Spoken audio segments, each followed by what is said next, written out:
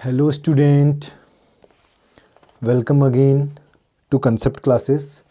एक बार फिर से आप सभी का कंसेप्ट क्लासेस में स्वागत है। स्टूडेंट देखिए, जैसा कि मैंने आपको बताया कि हम जो है अपनी प्रीवियस वीडियोस में हमने कई क्वेश्चंस जो है 2018 फिज़िक्स के जो मॉडल पेपर हैं उत्तराखंड बोर्ड के, उस सीरीज को हम यहाँ पे लेके चल रहे हैं। तो हम उत्तराखंड बोर्ड की जो सीरीज है प्रीवियस पेपर्स की, उसको सॉल्व कर रहे हैं वन बाय वन, क्योंकि बोर्ड पेपर्स बहुत नज़दीक हैं यहाँ पे, तो हम इनको वन बाय वन यहाँ पे सॉल्व कर रहे हैं। फाइन, ठीक है। अब देखिए, जैसा कि हमने जो प्रीवियस पेपर्स हैं वो 2018 का जो हमने यहाँ पे प्रीवियस पेपर सॉल्व किया था, तो आज हम दोबारा से यहाँ पे जो पेपर उसी प्रीवियस पेपर्स के जो कुछ क्वेश्चंस थे उनको हम यहाँ पे आगे सॉल्व करेंगे, क्योंकि वन बाय वन जो है हम क्वेश्चंस को ले रहे हैं, उनको सॉल्व कर रहे हैं। तो जो हमारा जो नेक्स्ट क्वेश्चन है वो 14 नंबर का क्वेश्चन है। आई होप इससे पहले के क्वेश्चन हमने सारे सॉल्व कर लिए हैं, ठीक है, और आपने भी शायद रिवाइज कर लिए होंगे और आप उनको अच्छे से पढ़ रहे होंगे और आप अपनी परीक्षाओं की तैयारी कर रहे होंगे। तो आप अपनी परीक्षाओं की तैयारी करते रहिए, जुटे रहिए तैयारी में, और आपकी बहुत बहुत जो है गुड विशेस हैं। आप अच्छे नंबर से एग्ज़ाम में पास होइए। चलिए, बिना जो है टाइम वेस्ट किए हम आगे बढ़ते हैं। तो हम क्वेश्चन नंबर लेके चल रहे हैं। क्वेश्चन नंबर 14 नंबर का हमारा यहाँ पर क्वेश्चन है एक ऊंचाई ट्रांसफार्मर की प्राथमिक तथा द्वितीय कुंडलियों के फेरों की संख्या 100 तथा 400 है। ठीक है, यदि प्राथमिक कुंडली में 120 वोल्ट प्रत्यावर्ती विभवांतर लगाया जाए तो ज्ञात कीजिए परिणमन अनुपात और सेकंड द्वितीय कुंडली में उत्पन्न वोल्टेज। देखो, दो चीज़ यहाँ पे निकालनी है। क्वेश्चंस पेपर मैंने आपको बताया भी था कि डिस्क्रिप्शन बॉक्स में वहाँ पे जो है अवेलेबल है, वहाँ से आप डाउनलोड कर सकते हैं, वहाँ से आप क्वेश्चंस को देख सकते हैं और सॉल्यूशंस आप यहाँ से देख सकते हैं। फाइन, अगर आपको वहाँ से कोई दिक्कत हो रही है तो हम यूबीएससी की साइट पर जाके भी आप प्रीवियस पेपर्स को वहाँ से डाउनलोड कर सकते हैं। फाइन, बट सॉल्यूशन आपको यहाँ पे अवेलेबल है और क्वेश्चन पेपर्स भी यहाँ पे मैंने आपको अवेलेबल करवाया हुआ है। फाइन, ठीक है। तो क्वेश्चन हमने पढ़ लिया। एक ऊंचाई ट्रांसफार्मर के प्राथमिक तथा द्वितीय कुंडलियों के फेरों की संख्या 100 तथा 400 है। यदि प्राथमिक कुंडली में 120 वोल्ट प्रत्यावर्ती विभवांतर लगाया जाए तो ज्ञात कीजिए परिणमन अनुपात। ठीक है, तो हमको क्या निकालना है? पहले परिणमन अनुपात निकालना है। और मैंने आपसे कहा कि फिजिक्स में जो भी चीज़ हमको गिवन होती है पहले हमको उनको लिखना है। तो मैं आपको बता रहा हूँ वो क्या क्या गिवन है। हमको दिया हुआ है इसमें प्राथमिक कुंडली तथा द्वितीय कुंडली में फेरों की संख्या। तो फेरों की संख्या हमको यहाँ पर दी हुई है। क्वेश्चन नंबर यहाँ पर 14 है, इसका हम यहाँ पर सॉल्यूशन कर रहे हैं। क्वेश्चन नंबर 14 का ये देखिए, तो प्राथमिक कुंडली में फेरों की संख्या और द्वितीय कुंडली में फेरों की संख्या हमको यहाँ पे दी हुई है N1 और N2। ठीक है, तो N1 हमको कितनी दी हुई है? वो कह रहा है कि प्राथमिक कुंडली में फेरों की संख्या 100 है और द्वितीय कुंडली में फेरों की संख्या कितनी है? N2 कितनी है? वो कह रहा है कि द्वितीय कुंडली में फेरों की संख्या 400 है, 400। ठीक है, number of turns in primary coil 100 and number of turns in secondary coil 400। ठीक है, प्राथमिक और द्वितीय कुंडली में फेरों की संख्या कितनी है? 100, और प्राथमिक मतलब पहली वाली हो जाएगी फर्स्ट, और द्वितीय मतलब सेकेंडरी हो जाएगी 400। ठीक है, ये हमको दिया हुआ है। ठीक है, अब क्या कह रहा है? यदि प्राथमिक कुंडली में 120 वोल्ट की प्रत्यावर्ती एसी वोल्टेज लगाया जाए। ठीक है, अब प्राथमिक कुंडली में 120 वोल्ट का एसी वोल्टेज कह रहा है। ठीक है, तो एसी वोल्टेज मतलब क्या हो गया? V1 हो गया प्राथमिक कुंडली के लिए। V1 कितना वोल्ट कह रहा है? 120 वोल्ट, 120 वोल्ट। ठीक है, तो कह रहा है कि द्वितीय कह रहा है कि विभवांतर लगाया जाए तो ज्ञात कीजिए परिणमन अनुपात। ठीक है, हाँ, अब हमको परिणमन अनुपात भी निकालना है और V2 हमको यहाँ पर पता नहीं है, ये हमको शायद इसमें सेकंड पार्ट में इसका निकालना है। Voltage across the secondary coil, द्वितीय कुंडली में उत्पन्न वोल्टेज हम बाद में निकालेंगे। ठीक है, तो इसको ये भी हमको फाइंड करना है V2, द्वितीय कुंडली में उत्पन्न वोल्टेज। जो इसका फर्स्ट पार्ट है वो हमको निकालना है परिणमन अनुपात। क्या निकालना है? परिणमन अनुपात। परिणमन अनुपात।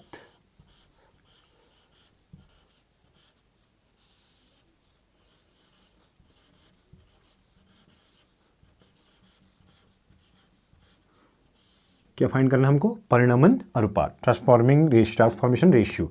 ठीक है, तो देखिए, परिणमन अनुपात अगर हमको निकालना है तो इसका फॉर्मूला क्या होता है हमको पता है। इसका फॉर्मूला होता है, मैंने आपको बताया था, क्या होता है? N2/N1। फर्स्ट चीज हमको ये निकालनी है, परिणमन अनुपात हमको जो है यहाँ पे फाइंड करना है। ठीक है, तो परिणमन अनुपात क्या हुआ? N2/N1। ठीक है, तो N2/N1, N2 कितना है? 400 अपॉन N1 कितना है? 100। ठीक है, कितना हो गया? 100 से 4 कैंसिल, 400 कितना हो गया? 4 टाइम कैंसिल हो गया, तो परिणमन अनुपात कितना आ गया? 4 आ गया। ठीक है, फर्स्ट पार्ट कंप्लीट हो गया। अब देखिए जो मैं इसका सेकंड पार्ट इस पेपर से पढ़ता हूँ, क्या द्वितीय कुंडली में उत्पन्न वोल्टेज। ठीक है, सेकंड पार्ट क्या है, द्वितीय कुंडली में उत्पन्न वोल्टेज। फाइन, ठीक है। तो इसका फॉर्मूला क्या होता है, हम वही फॉर्मूला लगाएंगे। क्या लगाएंगे, N2 upon N1 equals to V1 upon V2। ठीक है, पहले तो हमने परिणामी अनुपात निकाल लिया, 4 आ गया। ठीक है, तो या इसको हम ऐसे बोल सकते हैं 4:1 भी हम कह सकते हैं। ठीक है, हाँ। और दूसरा हमको क्या निकालना है, द्वितीय कुंडली में उत्पन्न वोल्टेज। देखिए प्राइमरी कुंडली की वोल्टेज कितनी है, V1, द्वितीय कुंडली की वोल्टेज कितनी होगी, V2। ठीक है, तो N2 कितना है, देखिए 400 है। यहाँ पर अगर इसको लेके चलते हैं तो N2 कितना है, 400 अपॉन N1 कितना है, 100। फाइन, और V1 कितना है, देखिए 120, और V2 कितना है हमको पता नहीं है, द्वितीय कुंडली ना, क्योंकि प्राइमरी कुंडली की वोल्टेज को किससे देख रहे हैं, V1 से, और द्वितीय कुंडली की वोल्टेज को किससे लिखेंगे, V2 से लिखेंगे। ठीक है, तो ये हो गया 400 अपॉन 100, 120 अपॉन V2। फाइन, अब देखिए इसको सॉल्व कर लेते हैं। क्या करेंगे, क्रॉस मल्टीप्लाई, इसको इधर मल्टीप्लाई कर देंगे तो कितना हो जाएगा, 400 V2 इक्वल्स टू 120, और इसके पीछे 2 जीरो बढ़ जाएंगे। ठीक है, तो V2 कितना हो जाएगा, V2 हो जाएगा 120 00 12,000 मीन्स अपॉन 400। ठीक है, तो कितना हो जाएगा, 2 जीरो कैंसिल हो जाएंगे, 4 3 जा 12, 400 0, कितना आ गया, 30 वोल्ट आ गया। ठीक है, तो द्वितीय कुंडली में उत्पन्न वोल्टेज कितना हो जाएगा, 30 वोल्ट हो जाएगा।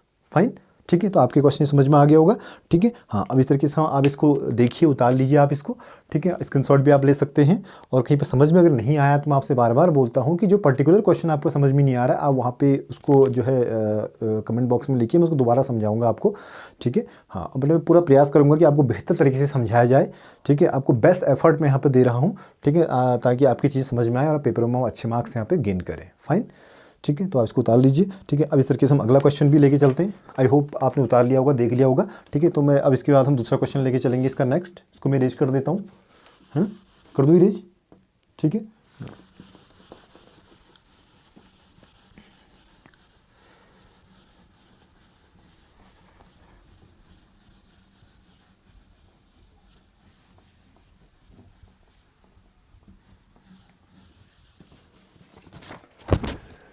ठीक है, आगे देखते हैं नेक्स्ट क्वेश्चन। नेक्स्ट क्वेश्चन है, विद्युत चुंबकीय स्पेक्ट्रम में सबसे बड़ी तथा सबसे छोटी तरंग दैर्ध्य की तरंगों के नाम लिखिए। ठीक है, विद्युत चुंबकीय स्पेक्ट्रम में सबसे बड़ी और सबसे छोटी तरंग दैर्ध्य की तरंगों के नाम लिखिए। ये तो हमको वैसे जनरली आपको याद भी होगा, फिर मैं आपको बता रहा हूँ कि सबसे स्पेक्ट्रम में सबसे बड़ी और सबसे छोटी तरंग दैर्ध्य की तरंगों के नाम लिखिए। ठीक है, सबसे बड़ी तरंग दैर्ध्य किस तरंग की होती है और सबसे छोटी किसकी होती है। तो सबसे छोटी मैं आपको बता रहा हूँ, सबसे छोटी किसकी होती है, गामा किरणों की। सबसे ये है आपका क्वेश्चन नंबर है 15। ठीक है, क्वेश्चन नंबर कौन सा है, 15 नंबर का है, 2018 के मॉडल पेपर का क्वेश्चन नंबर 15 है। ठीक है, तो सबसे छोटी तरंग दैर्ध्य,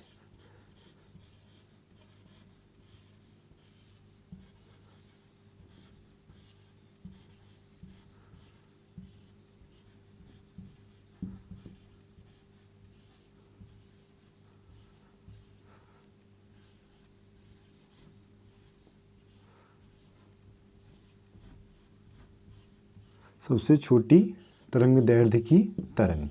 ठीक है, ये क्या होती है, गामा रेज होती है ना, गामा किरणें। कौन सी होती है, गामा किरण। ठीक है, और इसको लिख भी सकते हैं हम गामा रेज।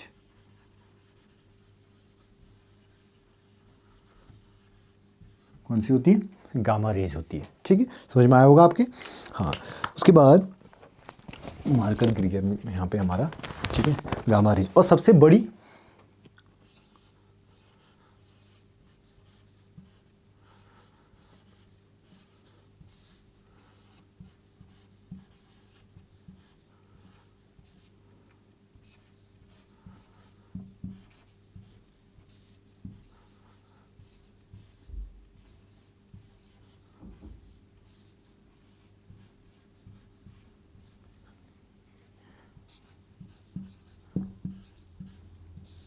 ये कौन सी होती है, अवरक्त किरणें, इंफ्रारेड रेज।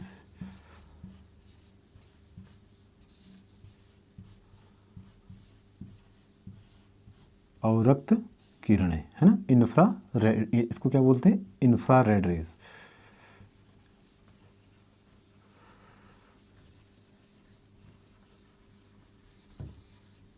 क्या बोलते हैं, इंफ्रारेड रेज। फाइन स्टूडेंट, तो आपकी समझ में आ रहा होगा, ठीक है। हाँ, तो इस तरीके से हम ये क्वेश्चन तो बहुत जो है डिस्क्रिप्टिव टाइप है, तो आपने ये देख लिया होगा, इसको आप याद कीजिए बस, ठीक है। सबसे छोटी तरंग किसकी होती है, गामा किरणों की, और सबसे बड़ी किसकी होती है, अवरक्त किरणों की, इंफ्रारेड रेज की, ठीक है। तो मैं इसको भी रेज कर देता हूँ, हम नेक्स्ट क्वेश्चन पे चलते हैं।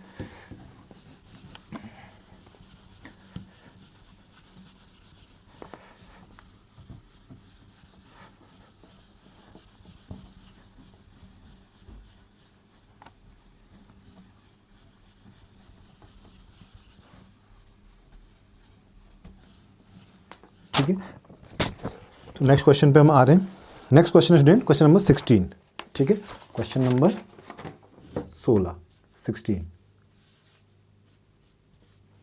ठीक है। आई होप आपकी समझ में आ रही होंगी चीज़ें, ठीक है। हाँ, तो नेक्स्ट क्वेश्चन क्या है स्टूडेंट, प्रकाश के पूर्ण आंतरिक परावर्तन की शर्तें लिखिए, है ना, प्रकाश के पूर्ण आंतरिक परावर्तन की शर्तें लिखिए, ठीक है। मैं आपको इसको बहुत डिटेल में बताता हूँ कि ये है क्या क्वेश्चन में आपको बता दिया कि प्रकाश के पूर्ण आंतरिक परावर्तन की शर्तें लिखिए, और इस क्वेश्चन के जो है दो पार्ट हैं। एक तो कह रहा है कि प्रकाश के आंतरिक परावर्तन की शर्तें लिखिए, अथवा और करके भी है, मतलब या तो आपको इसका ये वाला क्वेश्चन पार्ट करना है, नीचे वाला पार्ट करना है, क्रांतिक कोण की परिभाषा दीजिए, सघन माध्यम के अपवर्तनांक व क्रांतिक कोण में सघन माध्यम के अपवर्तनांक व क्रांतिक कोण में संबंध लिखिए, ठीक है। तो इसको बाद में करेंगे, इसका फर्स्ट पार्ट पे ही हम डिस्कस करते हैं पहले कि पूर्ण आंतरिक परावर्तन क्या है, इसकी शर्तें क्या हैं, ठीक है। हाँ, तो देखो मैं आपको बता रहा हूँ कि इसके हम क्या करेंगे, ये हमने ड्रॉ कर दिया, ये जो है हमने क्या डाला, एक इंटरफेस बना दिया, क्या बनाया, इंटरफेस, ठीक है। इंटरफेस मतलब क्या हुआ, जहाँ पे where the two medium are separating, जहाँ पे दो मीडियम क्या हो रहे हैं, सेपरेट हो रहे हैं, ठीक है। तो यहाँ पर हमने लिख लिया सघन माध्यम, डेंसर मीडियम कहते हैं जिसको, कौन सा माध्यम कहते हैं, सघन माध्यम, ठीक है, सघन माध्यम। इसको क्या बोलेंगे,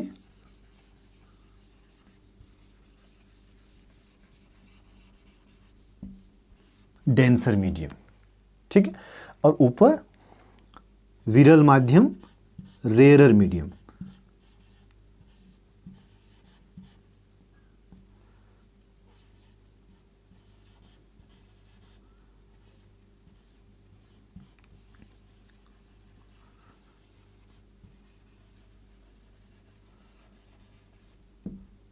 ये, ठीक है।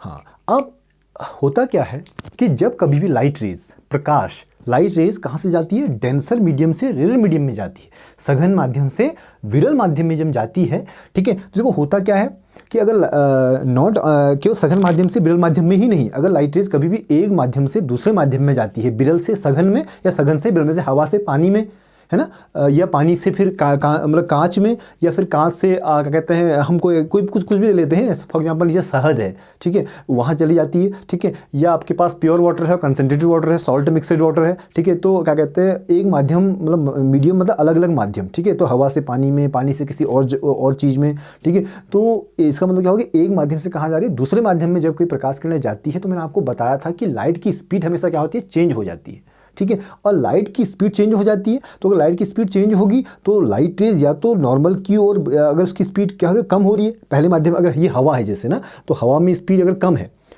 हवा में स्पीड ज़्यादा है और नीचे पानी है, तो पानी में क्या हो जाएगी, कम हो जाएगी, है ना। उसके लिए मैंने सेपरेट लेक्चर बनाया हुआ है, आप उसको देख सकते हैं, ठीक है। तो हवा में ज़्यादा है और पानी में कम हो जाएगी, तो क्या होगा, पानी में स्पीड अगर कम होगी तो कहाँ की ओर झुकेगी, वैसे झुक जाएगी ना, कहाँ की ओर, अभिलंब की ओर, नॉर्मल की ओर झुक जाएगी, ठीक है। तो और अगर पानी से हवा में जाएगी तो उसकी स्पीड बढ़ जाएगी।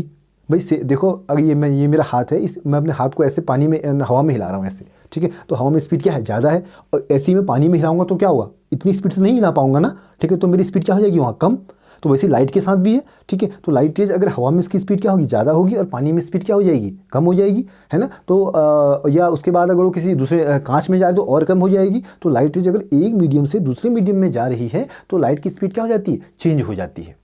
समझ में आ रहा है ना, ठीक है। लाइट की स्पीड क्या हो जाती है, चेंज हो जाती है ना। तो कहने का मतलब मेरा ये है कि जब लाइट रेज डेंसर से रेयर में जाएगी या रेयर एक माध्यम से दूसरे माध्यम में जब भी जाएगी तो स्पीड उसकी चेंज होगी, ठीक है। तो अब हम यहाँ पर हमारा केस क्या है कि अगर लाइट रेज सघन माध्यम से विरल माध्यम में जा रही है, डेंसर से रेयर में जा रही है, ठीक है। ये डेंसर मीडियम है, रेयर मीडियम है, तो ये हमने ले लिया, ये हमने एक लाइट रेज ली ऐसे ये, और यहाँ पर हमने एक लाइन डाल दी ऐसे, इसको हम क्या बोलते हैं, अभिलंब, नॉर्मल, ठीक है। हाँ, तो ये क्या हो गया, एंगल ऑफ इंसिडेंस, है ना, इसको क्या बोलते हैं, आपतन कोण। और ये कौन सी किरण है, आपतित किरण, जो मतलब एक वस्तु, यहाँ कोई भी वस्तु है, XYZ कोई भी वस्तु है, हमने यहाँ पर वस्तु दिखा दी इस तरीके से थोड़ी देर के लिए ये समझने के लिए, ठीक है। तो यहाँ एक वस्तु रखी है, कहाँ, डेंसर मीडियम में। अब जो डेंसर मीडियम में रखी, तो इससे क्या चल रही है, प्रकाश किरणें चल रही हैं। जब चलेंगी, ठीक है, तो जो किरण इससे निकल के जा रही है और यहाँ पे जो है इस सरफेस पे गिर रही है, उसको क्या बोलेंगे, आपतित किरण। और अभिलंब और आपतित किरण के बीच जो कोण बन रहा है, क्या हो गया, आपतन कोण, ठीक है। तो यहाँ पर आपतन कोण क्या बन रहा है, आई बन रहा है, ठीक है। अब क्योंकि लाइट रेज एक माध्यम से दूसरे माध्यम में जा रही है, मैंने बोला ये विरल माध्यम है, सघन माध्यम, इसको हम पानी ले लेते हैं, वाटर, इसको हमने ले लिया वाटर, और इसको हमने बोल दिया एयर, विरल माध्यम, ठीक है। तो आपके समझ में आ रहा होगा वाटर और एयर का कॉन्सेप्ट। अब देखिए, तो लाइट कहाँ से जा रही है, सघन से विरल में जा रही है, एक माध्यम से दूसरे में। अब देखो, यहाँ पानी है, यहाँ हवा है, तो यहाँ इसकी स्पीड बढ़ेगी, है ना। अगर बढ़ेगी तो अभिलंब से क्या हटेगी, दूर हटेगी ना, ये नॉर्मल है, तो इसके ऐसे नहीं जाएगी, इससे दूर आएगी, इधर को नहीं जाएगी, ऐसे ऊपर को, इधर को आएगी, अभिलंब से दूर हट रही है, तो अपने दूर हटेगी तो ऐसे, ये, ठीक है। ये कौन सी होगी, आपतित किरण, ये कौन सी होगी, अपवर्तित किरण, ठीक है। समझ में आ रहा होगा। अब देखिए, अब ये हो गया आपतन कोण और ये हो गया अपवर्तन कोण,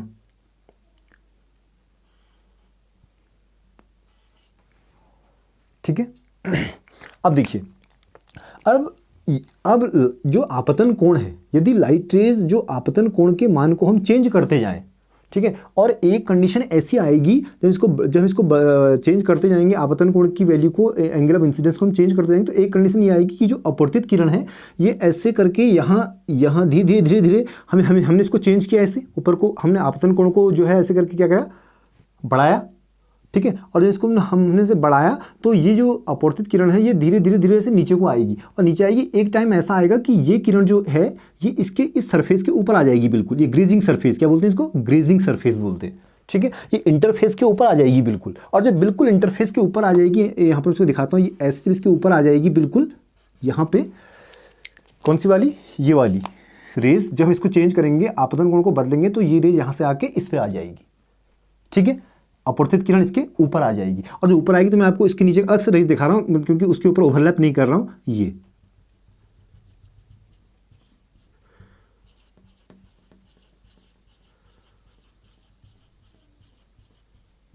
ये आ जाएगी, ठीक है।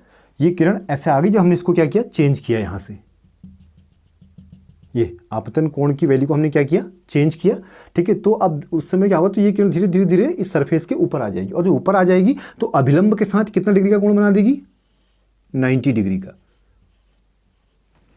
बना देगी, ठीक है। अब हम आपतन कोण को अगर और बढ़ाएंगे, हमने इसको और चेंज किया, आपतन कोण को, इंसिडेंस एंगल को और चेंज किया, तो अब ये रेज जो इसके इस सरफेस के बिल्कुल पैरेलल आ गई थी, मतलब जो इसके साथ कितना एंगल बना रही थी, 90 का एंगल बना रही थी, वो रेज अब यहाँ से नीचे को आने लग जाएगी ऐसे, ठीक है। अब ये इसकी न्यू पोजीशन हो जाएगी ऐसे, कब, जब एंगल ऑफ इंसिडेंस की वो वैल्यू जहाँ पे जो आपका जो रिफ्रैक्टेड रेज है, जो अपवर्तित किरण है, वो उस तल के क्या होगी, समांतर होगी, या हम ये कह सकते हैं कि जो आपका अभिलंब है उस पर क्या, उससे कितने डिग्री कोण बना रही है, 90 डिग्री का कोण बना रही है, या अभिलंब के लंबवत होगी, ठीक है। तो ऐसा कोण क्या कहलाता है, क्रांतिक कोण कहलाता है। क्रांतिक कोण इसको बोलते हैं क्रिटिकल एंगल, क्या बोलते हैं इसको, क्रिटिकल एंगल, क्रांतिक कोण,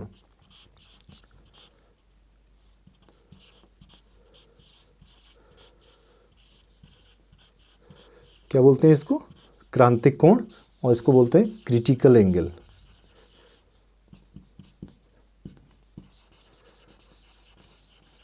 क्रिटिकल एंगल, ठीक है। तो क्रिटिकल एंगल क्या है, आपतन कोण का वह मान जब प्रकाश की किरण सघन माध्यम से कहाँ जाती है, विरल माध्यम में जाती है, ठीक है।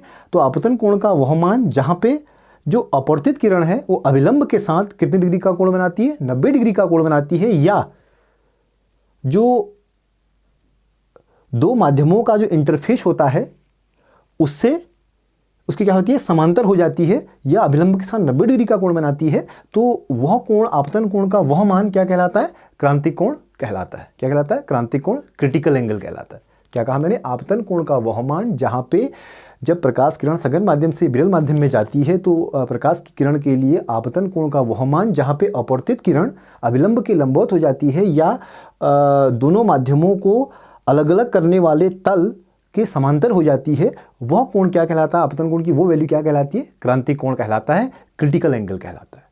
ठीक है, समझ में आया आपकी क्रिटिकल एंगल क्या है? हाँ, और अगर जो ये आपतन कोण का मान क्रिटिकल एंगल या उससे अधिक हो जाए, मतलब आपतन कोण का मान को अगर हम और आगे बढ़ाएंगे तो अब ये जो प्रकाश की किरण है ये अब कहाँ आ जाएगी? उसी माध्यम में क्या आ जाएगी? वापस आ जाएगी, मतलब सघन माध्यम में क्या आ जाएगी? वापस आ जाएगी।